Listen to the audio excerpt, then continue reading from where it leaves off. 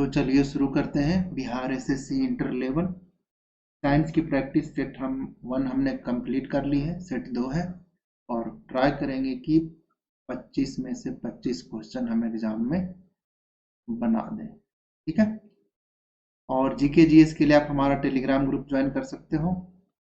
ठीक है, ये आपका @BPSC मेकर्स है। टेलीग्राम में जाकर आप ये सर्च कीजिए, आपको ग्रुप मिल जाएगा। ठीक है, तो चलिए पहले प्रश्न पे बढ़ते हैं बिना किसी टाइम की बर्बादी के।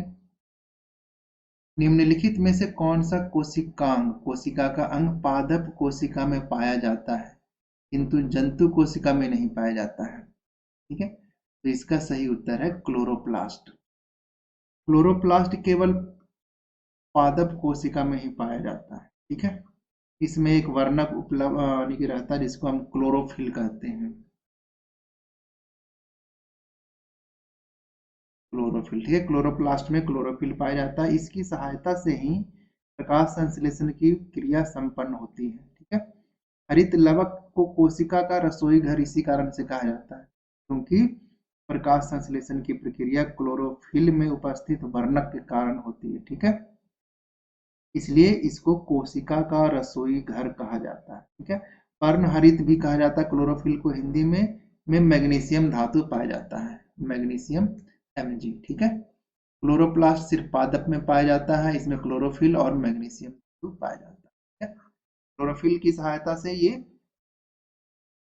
प्रकाश संश्लेषण की प्रक्रिया करते हैं, इस कारण से ही हम क्लोरोफिल को कोशिका का रसोई घर भी कहते हैं। अगला प्रश्न, इंसुलिन का आविष्कार किसने किया था? इंसुलिन के बारे में आप लोगों ने सुना होगा। इसका आविष्कार किया था वेटिंग एवं बेस्ट ने। ठीक है, ये 1932 ईस्वी में इंसुलिन का आविष्कार हुआ था। ठीक है, इंसुलिन जो होता है आपका, इंसुलिन में एक धातु पाई जाती है जिसको हम कहते हैं जिंक। अगर पूछा जाए कि इंसुलिन में कौन सी धातु पाई जाती है तो आपका जिंक होगा। और ये जो इंसुलिन है आपको पता होगा कि जो आपका अग्न्याशय है, अग्न्याशय के बीटा सेल से स्रावित होती है। बीटा सेल जिसको कहते हैं हम, बीटा सेल से स्रावित होती है। ठीक है, इसका जो काम है वह खून में ग्लूकोज की मात्रा को सामान्य बनाए रखना है। किसका काम? इंसुलिन, जिंक पाया जाता है इसमें, अग्न्याशय के बीटा सेल से यह स्रावित होता है और खून में ग्लूकोज की मात्रा को यह सामान्य बनाए रखता है। आविष्कार बेटिंग एवं बेस्ट ने 1932 ईस्वी में किया था। अगला देखते हैं, दो अस्थियां एक दूसरे को किसी अन्य संयोजी उत्तक द्वारा जुड़ी हो सकती है जिसे कहा जाता है। जैसे दो हड्डियां हैं, दो हड्डी मान लेते हैं हम, ये दो हड्डी हो गई, एक हड्डी हो गई, मानो दूसरी हड्डी इधर से जुड़ी हुई, तो आपस में किसके द्वारा जुड़ी हुई होती है?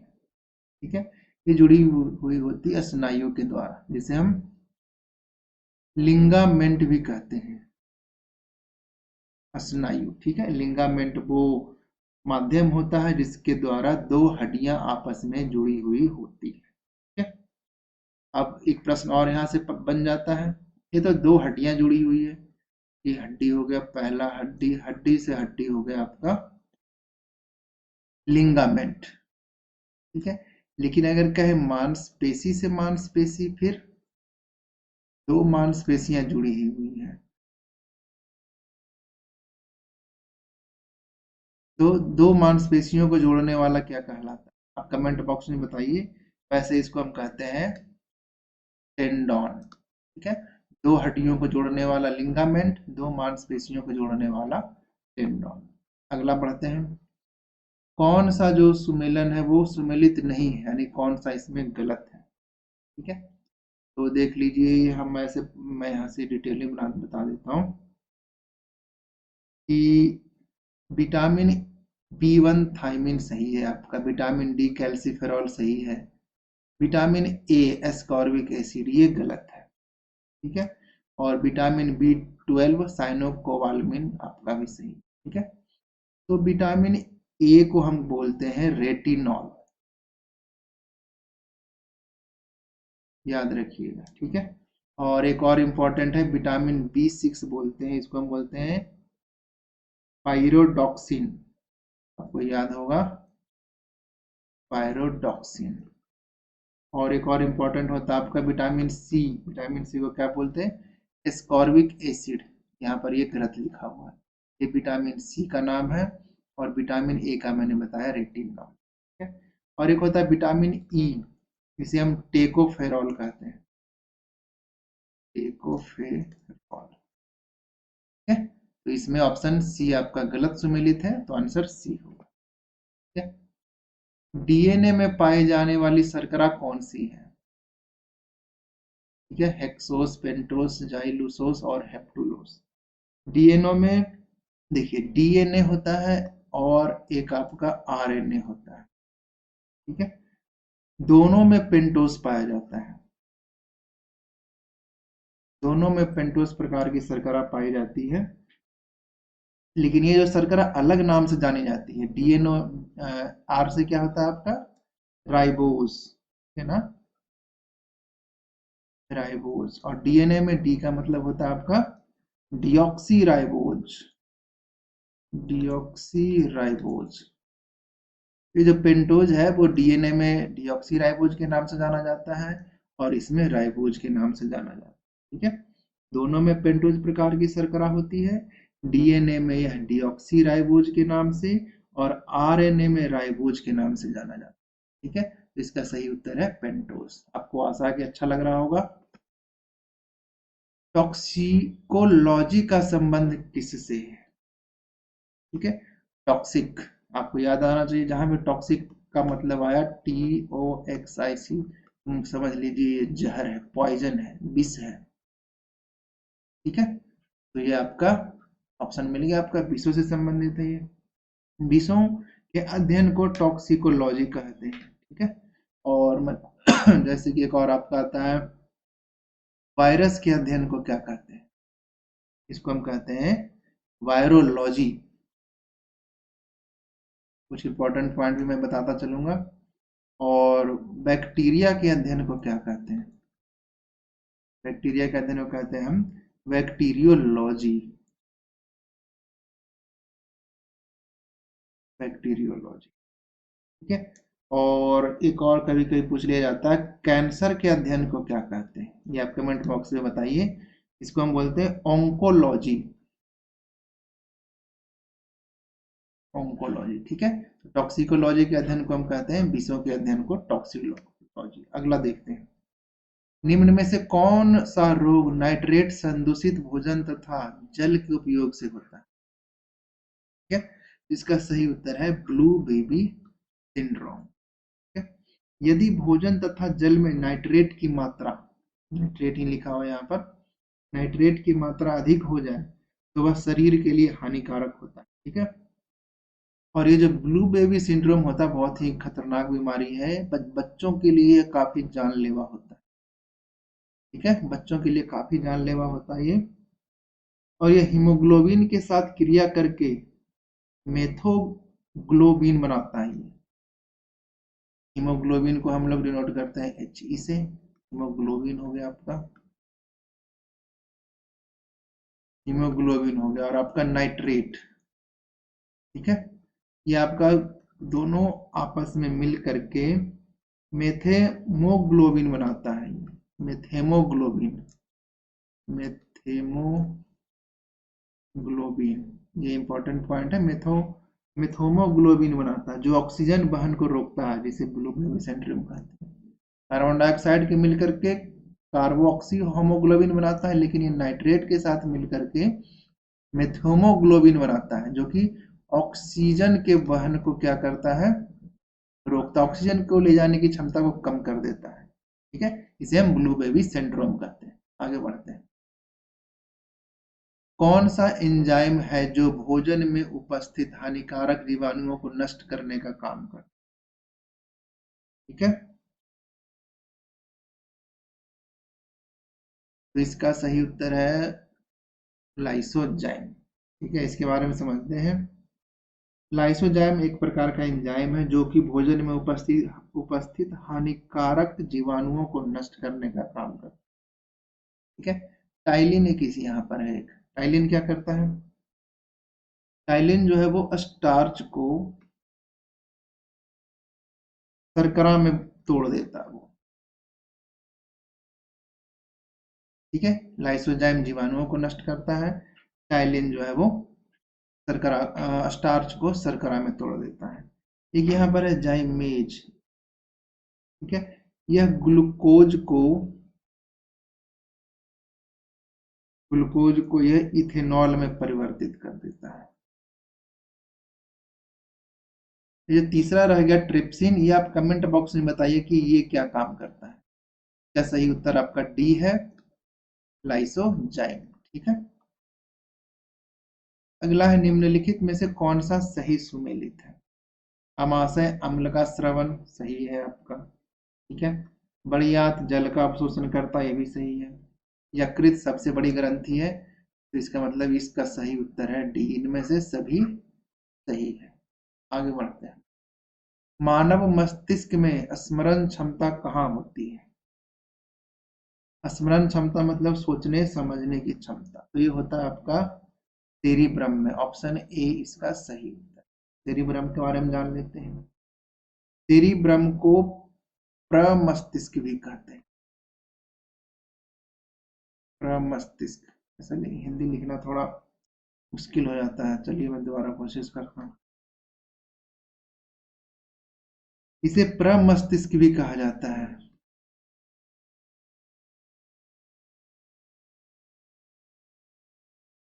ठीक है, ये सोचने समझने का एक पार्ट होता है इसका। आप समझ लीजिए कि मस्तिष्क का एक प्रमुख भाग होता है। इसमें मनुष्य की चेतना, ठीक है ना, तर्क करने की क्षमता, स्मरण क्षमता, स्मरण मतलब समझते हो याद रखने की क्षमता, ठीक है, बुद्धि का केंद्र होता है ये।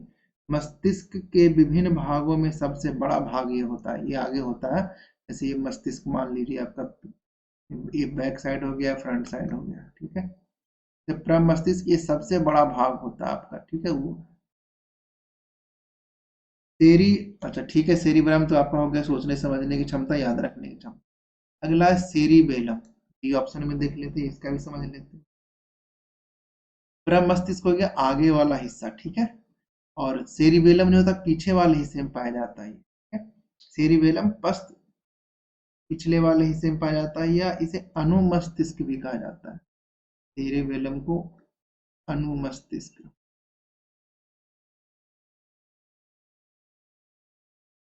यह क्या करता है, गति को नियंत्रित करता है, आपको संभालता है। जैसे कि आप खड़े हो तो आपको गिरने नहीं देता है, कहीं किसी ने धक्का दे दिया तो आपको संभालने की ये कोशिश करता है, शरीर का संतुलन बना के रखता है ये।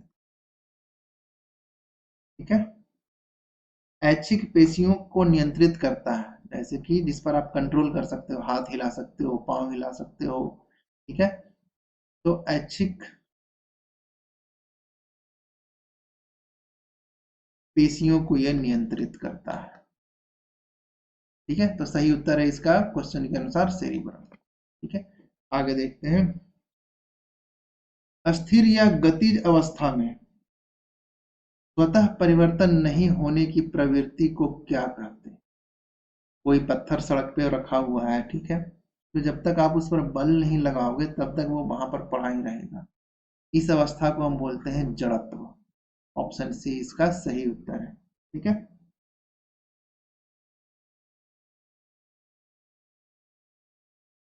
गतिज अवस्था में स्वतः परिवर्तन नहीं होने की प्रवृत्ति को जड़त्व कहते हैं। हाँ बिल्कुल, ये आगे देखते हैं।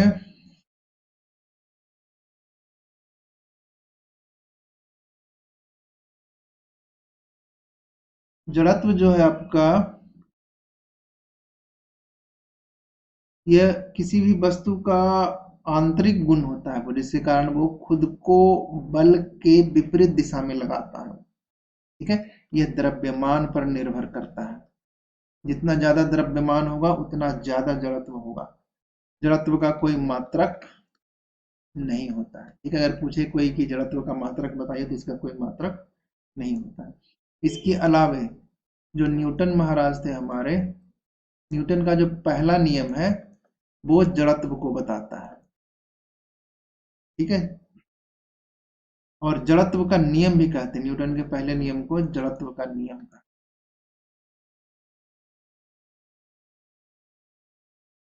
पहले नियम से और क्या मिलता है? बल की परिभाषा, ठीक है। और दूसरे नियम से क्या मिलता है हमें? बल का माप, ठीक है, ये आप याद रखिएगा। जड़त्व किसी वस्तु की वो यानी कि आंतरिक गुण है जिसके कारण वो लगाए हुए बाहरी बल को यानी कि रेसिस्ट करता है, रोकता है, ठीक है। ये द्रव्यमान पर निर्भर करता है, इसका कोई मात्रक नहीं होता है। न्यूटन के पहले नियम को जड़त्व का नियम कहा जाता है। पहले नियम से बल की परिभाषा मिलती है और दूसरे नियम से बल का माप मिलता है। अगला देखते हैं, कौन सा उपकरण प्रकाश ऊर्जा को विद्युत ऊर्जा में परिवर्तित करता है? हीटर। तो इलेक्ट्रिसिटी को आपका हीट में कन्वर्ट करता ये नहीं है। सौर सेल, ये आपका सन से रेडिएशन लेता है और इसे इलेक्ट्रिसिटी में चेंज करता है। इसका मतलब कि ऑप्शन बी जो है इसका सही उत्तर, ठीक है, सौर सेल। विद्युत हीटर क्या करता है? आपका विद्युत ऊर्जा को उष्मा ऊर्जा में बदलता है। वो विद्युत ऊर्जा को उष्मा ऊर्जा में बदलता है। और डायनमो क्या करता है? डायनमो आप जानते हो, ठीक है, ये यांत्रिक ऊर्जा को किसमें बदलता है? ये विद्युत ऊर्जा में। जो जनरेटर होता है वो एक तरह का डायनमो ही होता है। जनरेटर को हम जोड़ दीजिए आप किसी मोटर से, या फिर उसको एक्सटर्नल मैकेनिकल एनर्जी दीजिए, वो विद्युत जनरेट करेगा। और विद्युत मोटर आपको पता है, ये आपका विद्युत ऊर्जा को, डायनमो का उल्टा है ये, विद्युत ऊर्जा को यांत्रिक ऊर्जा में बदलता है, ठीक है। इस ऑप्शन का भी उत्तर सही है। अगला देखते हैं, किसी द्रव का तापमान में वृद्धि होने पर द्रव के पृष्ठ तनाव पर क्या प्रभाव पड़ेगा? पृष्ठ तनाव घटेगा, ठीक है, ऑप्शन ए इसका सही उत्तर है। क्योंकि देखिए, द्रव का ताप बढ़ाने पर क्या होगा? पृष्ठ तनाव क्या हो जाता है? कम हो जाता है। और क्रांतिक ताप पर वह शून्य हो जाता है। क्रांतिक ताप आप सर्च करके देखिए क्रांतिक ताप क्या होता है, आप खुद से पढ़ोगे तभी समझ में आएगा वो, क्योंकि यहाँ पर उतना टाइम है नहीं। क्रांतिक ताप आप पढ़ के बताइए कमेंट बॉक्स में, ठीक है। तो जैसे जैसे तापमान बढ़ेगा जो पृष्ठ तनाव है वो आपका घटता जाएगा। वो एक रिलेशन भी होता है कि जो पृष्ठ तनाव होता है वो इनवर्सली प्रोपोर्शनल होता है आपका तापमान के, टेम्परेचर के। तो टेम्परेचर जितना बढ़ाते जाओगे पृष्ठ तनाव क्या होगा? वो घटता जाएगा, ठीक है। क्यों? क्योंकि तापमान बढ़ने पर जो लिक्विड होता है वो आपस में ससंजक बल से जुड़े हुए होते हैं। ससंजक बल वो क्या होता है? वो कमजोर होता जाता है, घटता जाता है वो, जिससे पृष्ठ तनाव क्या होगा? अपने आप ही घटता जाएगा, ठीक है। अगले प्रश्न पे बढ़ते हैं, ध्वनि का तारत्व या तीक्ष्णता का निर्धारण कैसे कर सकते हैं? ठीक है, यानी कितना, जैसे कहते हो ना कि यार कम करो कान को चुभ रहा ही है, ठीक है ना, ज्यादा चीख रहा ही है, तो इसको हम पता कर सकते हैं इसकी आवृत्ति से। ऑप्शन ए इसका सही उत्तर है, ठीक है। ध्वनि का तारत्व या फिर पिच कह लीजिए, जैसे कैसे देख रहे हो कोई नेताजी आते हैं तो वो लाउड स्पीकर पे जैसे ही बोलना शुरू करते हैं तो आवाज होने लगती है, वो कानों को चुभती है, ठीक है। तारत्व क्या होता है? जिसको हम पिच बोलते हैं, ठीक है, या फिर कह लीजिए इसको सिंपल भाषा में फ्रीक्वेंसी बोलते हैं वो, ठीक है। उस फ्रीक्वेंसी से ही पता चलता है कि किसी की ध्वनि पतली है या फिर मोटी है। वो लड़कों का जो होता है वो आवाज मोटा होता है, और लड़कियों का क्या होता है? वो पतला आवाज होता है वो, ठीक है। तो उसी से हम पता कर सकते हैं कि ध्वनि का निर्धारण पतला है मोटा, ये सब फ्रीक्वेंसी से पता कर सकते हैं, आवृत्ति से, ठीक है। आगे बढ़ते हैं, विद्युत परिपथ में फ्यूज को आपने कई बार देखा होगा कि घर का कोई काम करना होता है तो मेन बोर्ड से हम लोग फ्यूज क्या करते हैं?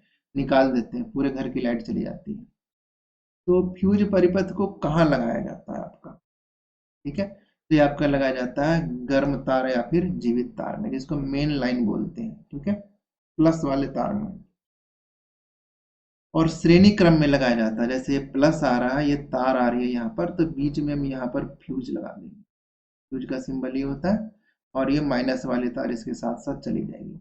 ये आपके घर में चली गई, ठीक है। अब कोई काम करना है तो ये वाला फ्यूज हटा दीजिए, अंदर वाली लाइट को सारी बंद हो जाएगी। जो काम करना कीजिए, दोबारा फ्यूज को आप इंस्टॉल करो, ठीक है। फ्यूज का कार्य क्या होता है आपका, शॉर्ट सर्किट को भंग कर देता है ये, ठीक है ना। जैसे कि कोई मानो ज्यादा हीट हो गया, तो ये फ्यूज का जो तार है अपने आप ही मेल्ट हो जाता है, ठीक है। मानो यहाँ पर ये शॉर्ट सर्किट हो गई, आपस में दोनों तारें जुड़ गई, तो ये हैवी करंट फ्लो करने लगेगा इधर से। जैसे ही हैवी करंट फ्लो करेगा, तो ये मेल्टिंग पॉइंट जो होता है वो फ्यूज का काफी कम होता है, तो ये अपने आप ही मेल्ट कर जाएगी और सर्किट को क्या कर देता है, ये ब्रेक कर देता है। अब देखिए फ्यूज का कुछ प्रॉपर्टीज भी है, वो आपको पता होगा कि पहला इसका है गलनांक। फ्यूज का जो गलनांक क्या होना चाहिए, कम होना चाहिए, निम्न होना चाहिए।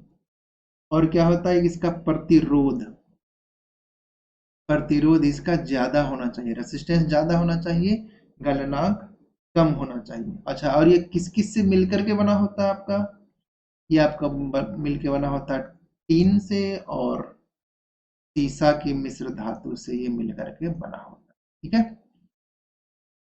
तो फ्यूज को गर्म तार में लगाया जाता है, गलनांक इसका कम होना चाहिए, प्रतिरोध ज्यादा होना चाहिए, टीन और सीसा के मिश्र धातु का ये होता है, ठीक है। चलिए आगे बढ़ते हैं। लोकलान से सेल में प्रयुक्त विद्युत अपघट्य है, अमोनियम क्लोराइड इसका सही उत्तर, ठीक है।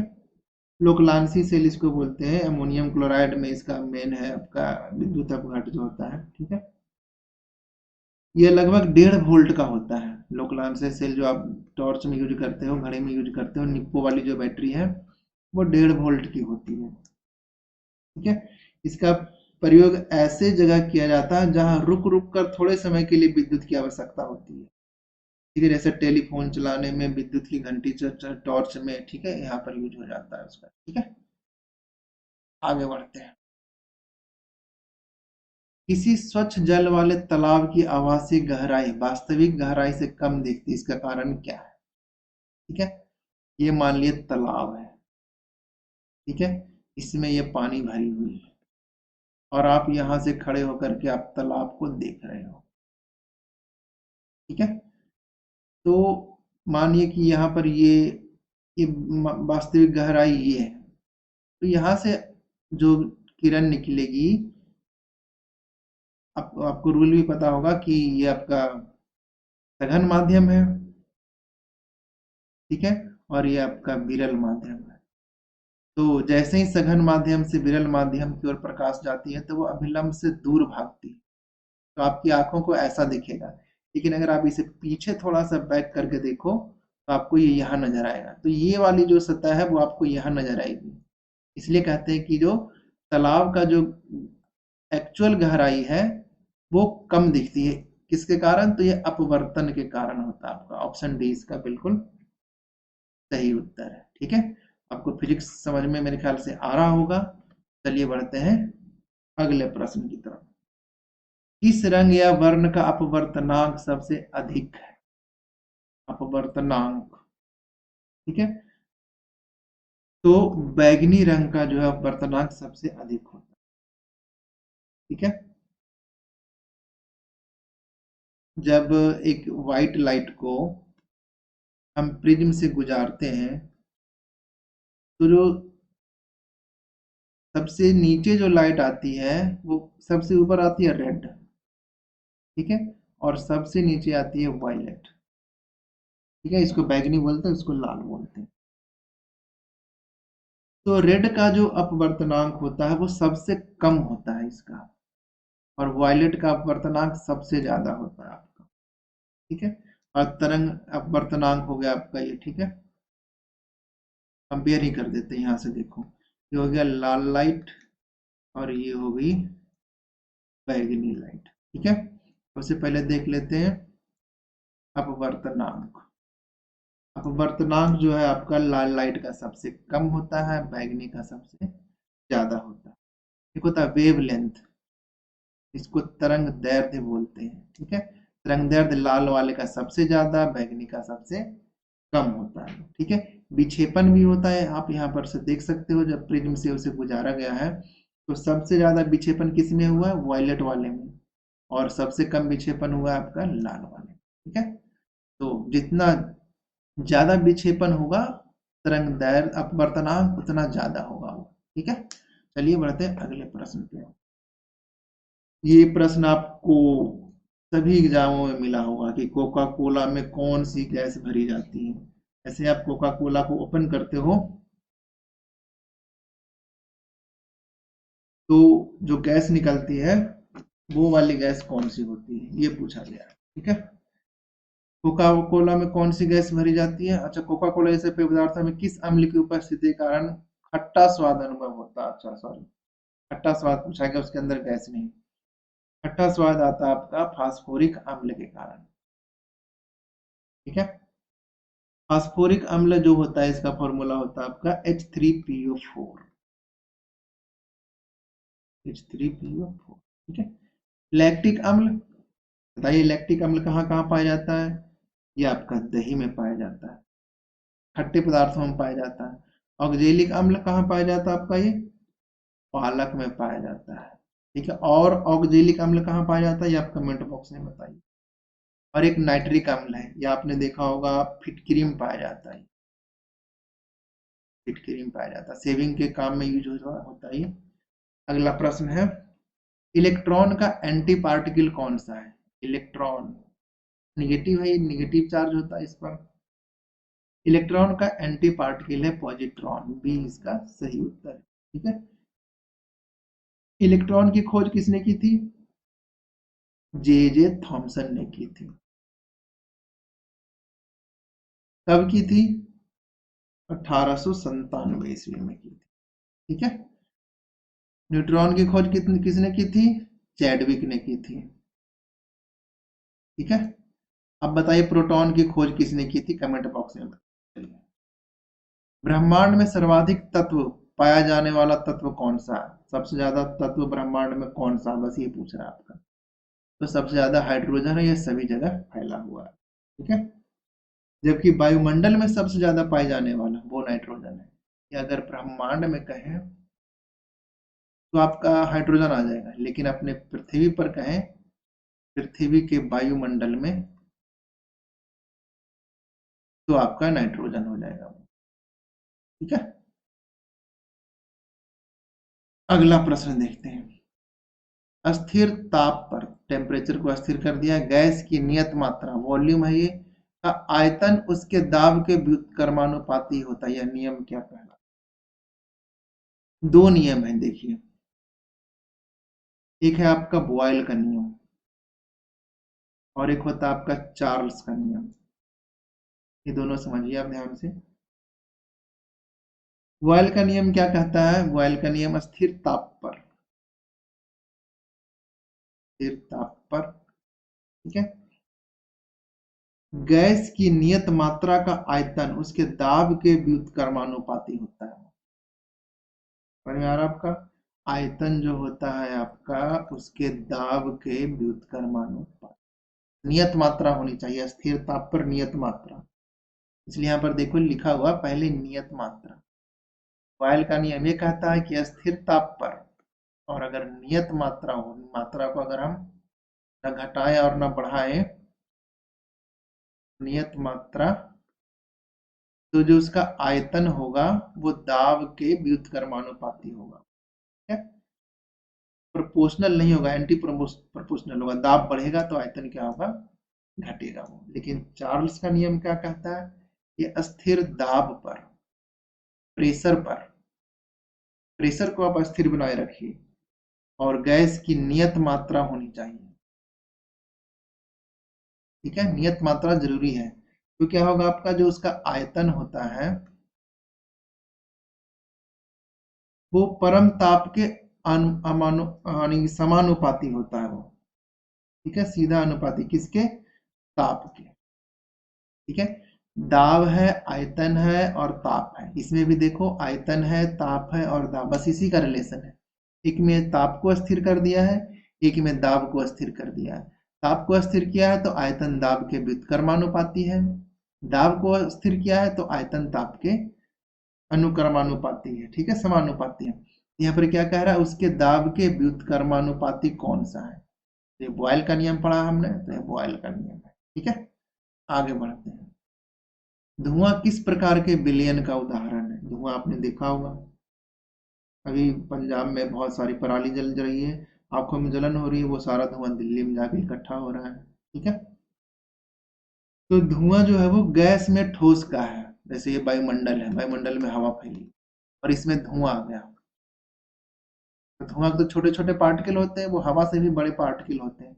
एक तो ये गैस हो ही गया, हवा, गैस हो गई हवा, और ठोस हो गया आपका धुआं, ठीक है। तो गैस में ठोस का मिश्रण है, ऑप्शन बी इसका सही उत्तर है, ठीक है। एक और आपका आता है आपका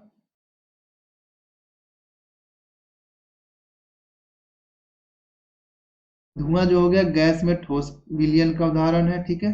और एक होता है वायु, जो सिंपल एयर ले लेते हैं हम, वायु आपका गैस में गैस का है, गैस में गैस, ठीक है। बहुत सारे गैस है, हाइड्रोजन है, नाइट्रोजन है, ऑक्सीजन, कार्बन डाइऑक्साइड, ये सब।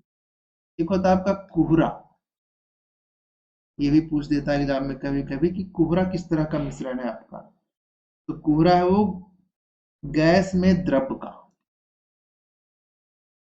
गैस में द्रव का, जो ओस की बूंदें होती है ना, वो हवा में लटक जाती हैं, तो कोहरा बन जाता है आपका, ठीक है। तो गैस में द्रव का हो गया आपका कोहरा, गैस में गैस का हो गया हवा, ठीक है। और गैस में ठोस आपका हो गया धुआं।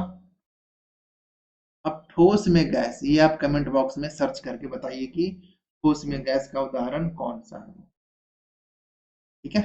आगे बढ़ते हैं। ऑक्सीकरण तथा अवकरण दोनों जैसा आचरण करने वाला पदार्थ कौन नहीं है? ये थोड़ा केमिस्ट्री में डीप जाकर समझना पड़ेगा। चलिए इसका मैं आंसर बता देता हूँ सीधा, इसका होगा नाइट्रिक अम्ल। ऑक्सीकरण और अवकारक दोनों जैसा आचरण करने वाला पदार्थ आपका हाइड्रोजन सल्फाइड है, हाइड्रोजन सल्फाइड तो इसमें है ही, ठीक है। हाइड्रोजन सल्फाइड है आपका, हाइड्रोजन परऑक्साइड भी है और सल्फर डाइऑक्साइड भी, जबकि नाइट्रिक अम्ल नहीं है, ठीक है। इसको समझने के लिए, क्योंकि जब ऑक्सीकरण होती है तो अवकरण अपने आप ही हो जाता है। ऑक्सीकरण होता है ऑक्सीजन का बढ़ना, अवकरण होता है ऑक्सीजन का घटना, ठीक है। तो नाइट्रिक अम्ल में आपका ऑक्सीकरण अवकरण की प्रक्रिया नहीं होगी।